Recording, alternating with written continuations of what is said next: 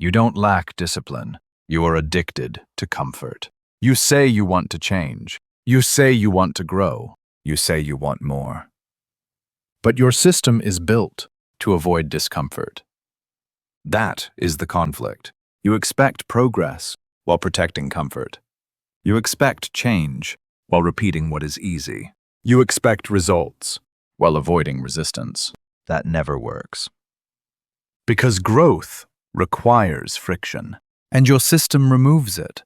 You don't choose what is right. You choose what feels easy. You don't follow structure. You follow comfort. And comfort is predictable. Comfort is familiar. Comfort is safe. But comfort does not build anything. It maintains. It repeats. It keeps you inside the same pattern. That is why nothing changes. Not because you lack ability, but because your system rejects discomfort. Every time you try to move forward, your mind pulls you back to what is known, to what is easy, to what is familiar. You don't even notice it because it feels natural. That is the trap. You are not deciding. You are reacting. Reacting to discomfort by avoiding it. Reacting to effort by escaping it. Reacting to resistance by delaying it. And over time, this becomes your system. Not growth, not discipline, but avoidance. And avoidance disguises itself as logic. I'll start later. I need more clarity. This is not the right time. It sounds reasonable, but it is not. It is comfort protecting itself. And as long as comfort is in control, nothing meaningful will be built, because everything meaningful requires resistance. So the real question is not, how do I become more disciplined? The real question is, why does my system avoid discomfort? Because once you see that clearly, everything begins to change. Now we go deeper. Part 1. Comfort is not a feeling. It is a system. You think comfort is just a feeling, something temporary, something harmless. It is not. Comfort is a system designed to protect you from effort, uncertainty, and resistance. At first, it feels small. You delay a task. You avoid a difficult decision. You choose the easier option. You tell yourself it doesn't matter, but it does. Because every time you choose comfort, you reinforce a pattern, and patterns create structure. You are not making isolated decisions. You are building a system that learns one rule. Avoid what is difficult. Move toward what is easy. Repeat what feels safe. That is how comfort becomes dominant. Not through one decision, but through repetition. Your mind begins to adapt. It starts predicting discomfort before it even appears. It anticipates effort. It anticipates resistance. And it redirects you automatically, without your awareness. You don't think, I will avoid this. You feel it. You feel resistance. You feel hesitation. You feel doubt. And you interpret those signals as something to avoid. That is the mistake. Because those signals are not warnings. They are indicators of growth. But your system reads them differently. It reads them as danger. So it protects you. It pulls you back to what is familiar, to what is easy, to what requires less effort. That is why you struggle to act. Not because you lack discipline, but because your system is working correctly. Correctly, for comfort, not for growth. This is the conflict most people never understand. They try to force discipline on top of a comfort-based system. That never works. Because the system is stronger than intention. You can push yourself for a moment, a day, maybe a week. But eventually, the system restores itself. It brings you back to the same habits, the same patterns, the same level of effort. Because it was never redesigned. You tried to override it instead of rebuilding it. And systems do not change through pressure. They change through structure. So every time you say, I'll start tomorrow, I'll do it later, I need more time, you are not delaying action. You are reinforcing the system. You are teaching your mind that discomfort is optional. That effort can be avoided. That resistance can be postponed. And the more you teach that, the stronger the system becomes. until it defines you. You start to believe this is just who you are. Someone who procrastinates, someone who hesitates, someone who struggles to stay consistent. But that is not identity. That is structure. A structure built through repeated comfort. This is why motivation fails. Motivation tries to create intensity, but your system is built for ease, and ease always wins over intensity, because ease is stable. Intensity is temporary, so the system waits. It lets motivation rise. It lets you push, and then it pulls you back to balance, to comfort, to the familiar state. That is why you feel stuck. Not because you are not trying, but because your system is restoring itself every time you move forward. So the problem is not your effort, it is your structure. You built a system that avoids discomfort, and now you are trying to grow inside it. That is why nothing changes. Because growth requires what your system rejects: friction, effort, uncertainty, repetition. Without those, nothing meaningful is built. So the first realization is this: comfort is not neutral. It is directional. It directs your behavior, your decisions, your actions, your life. And right now, it is directing you away from growth. Now the real question is not, how do I become more disciplined? The real question is, how did comfort become my default system? Because until you understand that, you will keep fighting the wrong problem, and the system will keep winning.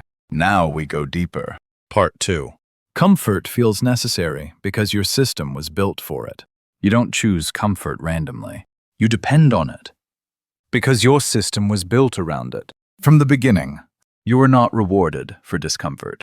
You were rewarded for compliance, for doing what is expected, for avoiding mistakes, for staying within limits. You learned that safety brings approval, and approval becomes identity. So your system adapted. It learned to minimize risk, minimize uncertainty, minimize resistance. Not because it is weak, but because it was trained that way. That is why comfort feels necessary. Not optional. Necessary. Because your system believes discomfort leads to loss. Loss of control, loss of approval, loss of stability. So it avoids it. Automatically. Without asking. Without evaluating. Without thinking. This is why you hesitate. Not because you are lazy, but because your system detects discomfort and treats it as a threat, even when it is not. Even when that discomfort is exactly what you need. You feel resistance and interpret it as a signal to stop. You feel uncertainty and interpret it as a sign you are not ready. You feel effort and interpret it as something wrong. But none of those interpretations are true. They are learned. Your system does not know the difference between danger and growth. It only knows familiarity. If something is unfamiliar, it assumes risk. If something is familiar, it assumes safety. That is the rule it follows. So when you try to change, you are not just changing behavior. You are violating the system. You are moving against what feels safe. And the system responds. It creates doubt. It creates delay. It creates distraction. Not to harm you, but to protect you.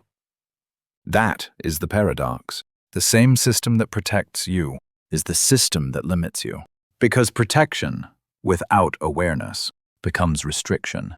And restriction prevents growth. This is why most people stay in the same place. Not because they lack ambition, but because their system prioritizes safety over expansion.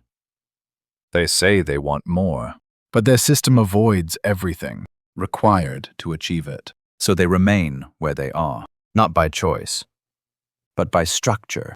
That is why effort alone is not enough. You can force yourself for a short period, but your system will resist. It will create friction. It will create excuses. It will create alternatives, easier paths, familiar patterns, until you return. And when you return, you feel relief. Because you are back in comfort, back in safety, back in the system. And that relief reinforces the pattern. It tells your mind, This is where you belong. That is how addiction forms. Not through pleasure, through relief. Relief from discomfort. Relief from pressure. Relief from uncertainty. And the more you rely on that relief, the stronger the system becomes, until discomfort feels impossible to sustain. That is where most people stop. They say, "This is too hard. This is not for me. I can't maintain this." But what they are really saying is, "My system is not built for this." That is the truth. Not about their ability, but about their structure. So the problem is not discomfort itself. The problem is how your system interprets it. Right now, your system treats discomfort as something to avoid, not something to use. And until that changes, you will continue to return to comfort. Not because you want to, but because your system is designed that way. So the next step is not forcing yourself. It is understanding why you keep going back, even when you know it is holding you back. Because once you see that clearly, you can begin to break it. And that is where we go next.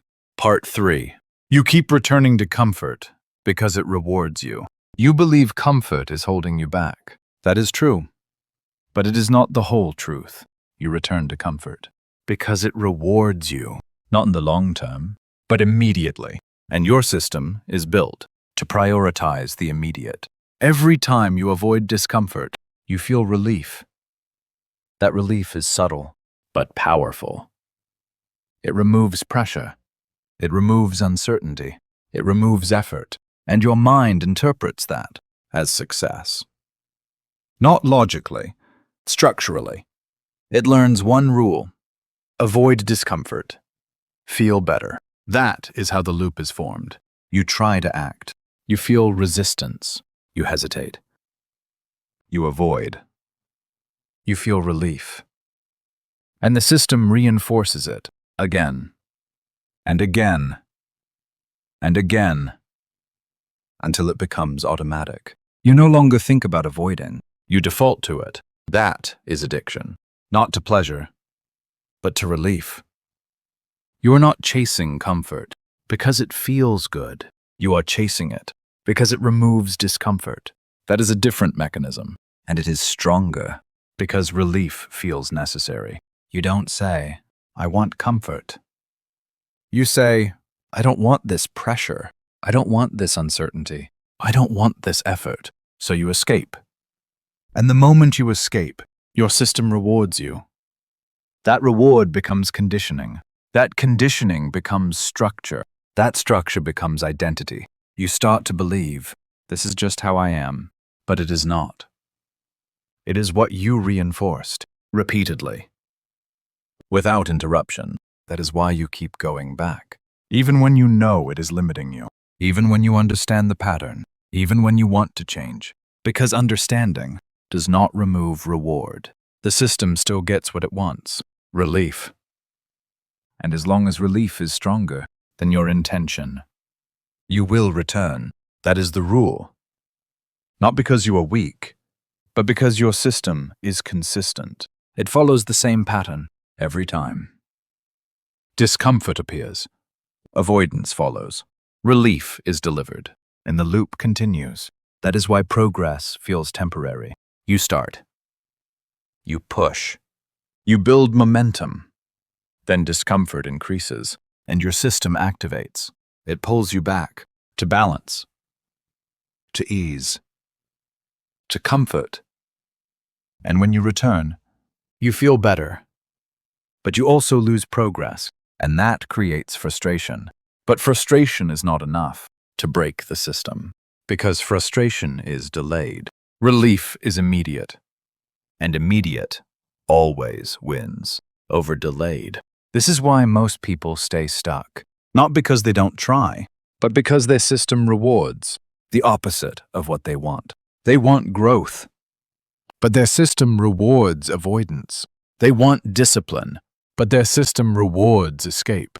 They want progress, but their system rewards relief. That conflict cannot be solved with effort, because effort operates inside the same system. You are trying to win a game that is designed against you, so you lose again and again. Not because you lack strength, but because the system is aligned against your goal. So the real issue is not behavior, it is reward structure, what your mind is trained to value. Right now, it values relief over growth, over progress, over long-term results. And until that changes, nothing changes. You can force yourself. You can push harder. You can try again. But the system will reset because the reward remains the same. So the next step is not resistance. It is redesign. You must change what your system rewards completely. Because without that, you will always return. Not consciously, but structurally. And that is where we go next. Part 4. You break comfort by rewiring the system. You don't escape comfort by resisting it. Resistance is temporary. Your system is not. You escape comfort by changing what your system rewards. Right now, your system rewards relief. Avoid discomfort. Feel better. That is the loop. So you must reverse it. Not emotionally, structurally. You do not remove discomfort, you redefine it. Discomfort is not a signal to stop. It is a signal to continue. That is the first shift. Not in behavior, in interpretation. You stop asking, how do I avoid this?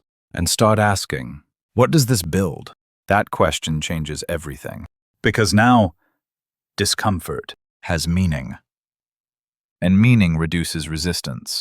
Then you change repetition, not random action. Defined action. Small, repeatable, non-negotiable. You don't rely on intensity. You rely on consistency. Because consistency rewires the system. Your mind learns a new rule. Discomfort, action progress. Not avoidance. Not delay. Not escape. Action. That is how the loop changes. And once the loop changes, the system follows. You also remove easy escapes. Not all of them, but enough. Enough to break automatic avoidance. Because if escape is always available, you will use it. Not because you choose to, but because your system defaults to it. So you design friction. You make avoidance harder and action easier. That is structure. Not forcing yourself. Designing your environment. Designing your options. Designing your behavior. So the correct action requires less decision. Then you track differently. Not outcomes. Execution. Did I act? Did I follow the system? Did I move forward? Because outcome is delayed. Execution is immediate. And your system needs immediate signals. So you give it one. Execution becomes the reward. Not relief. Not comfort. Action. That is the shift. You are not trying to feel better. You are trying to build better. And once your system learns that, everything stabilizes. Discomfort does not disappear, but it stops controlling you. It becomes part of the process, not something to escape, something to use. That is when discipline appears, not as effort, but as structure.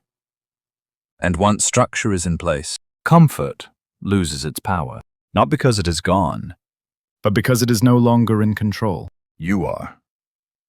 Part 5. Discipline is built through repetition, not intensity. You are trying to change your life with intensity. That is why it keeps failing. Intensity is emotional, temporary, unstable. You feel strong. You act. You push.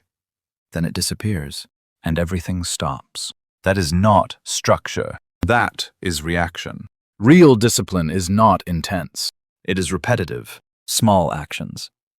Repeated daily, without negotiation, without drama, without dependence on how you feel. That is what builds stability. Your system does not change because you try harder. It changes because you repeat differently every day. The same action, the same standard, the same direction, again and again and again. That is how the system learns, not from effort, from consistency. So stop chasing intensity. It will betray you. Build repetition. It will stabilize you. Part 6. You don't need less comfort. You need a stronger system. You think comfort is the problem. It is not. Comfort is natural. It is neutral. The problem is this. Your system is weaker than your comfort, so comfort controls you. You don't remove comfort. You outgrow it by building something stronger. A system. Clear actions. Clear structure. Clear repetition. Once your system is strong, comfort loses control. Not because it disappears, but because it is no longer dominant. You can feel it and still act. You can experience it and still move forward. That is discipline. Not the absence of comfort, but the ability to act despite it. And that only comes from structure. Not motivation, not willpower. Structure. Ending. If this way of thinking changes how you see your actions, if you prefer structure over comfort, discipline over feeling, and consistency over intensity, then stay with this channel. Subscribe and like to continue building this system, because your life will not change when you feel ready. It changes when your structure becomes stronger than your comfort. Design your mind. Structure your life.